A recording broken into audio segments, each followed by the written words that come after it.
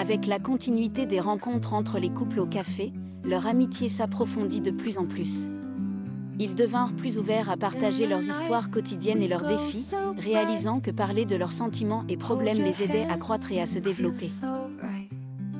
Lors d'une de ces rencontres, Salma proposa une nouvelle idée: pourquoi ne pas faire quelque chose de différent?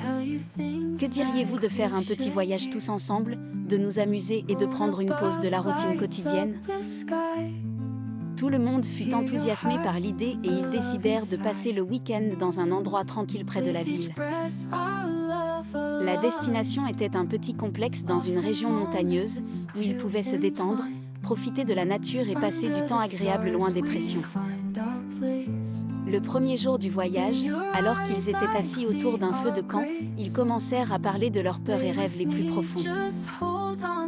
Khaled commença en disant: « Je pense que ma plus grande peur a toujours été de ne pas être le mari parfait.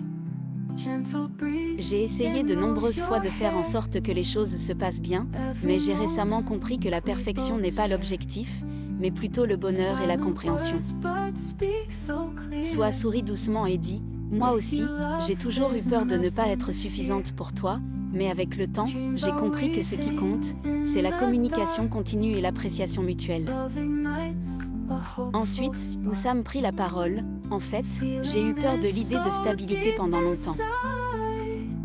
J'avais peur de perdre ma liberté et mon plaisir, mais Salma m'a appris que le plaisir peut faire partie de toute relation, à condition qu'il y ait un équilibre. » Salma rit et dit: « Et moi, j'ai appris de toi à être plus organisée, même si c'est contre ma nature chaotique. » Enfin, Nadine dit: « Je pense que j'ai toujours eu peur de perdre le contrôle de ma vie.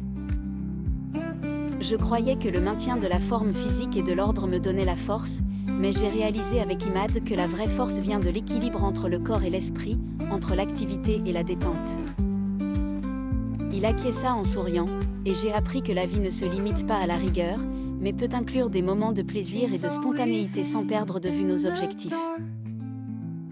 À ce moment-là, tous réalisèrent que le voyage n'était pas juste une simple escapade, mais une opportunité de réfléchir à leur vie et de découvrir de nouvelles choses sur eux-mêmes et leurs partenaires. Cette conversation fut le point qui cimenta leur amitié, chacun des couples devenant plus capable de comprendre l'autre et plus prêt à travailler ensemble pour surmonter les défis futurs. En revenant à la ville après le voyage, ils retournèrent non seulement avec de beaux souvenirs, mais avec une compréhension plus profonde les uns des autres et une détermination à continuer à travailler sur leur relation.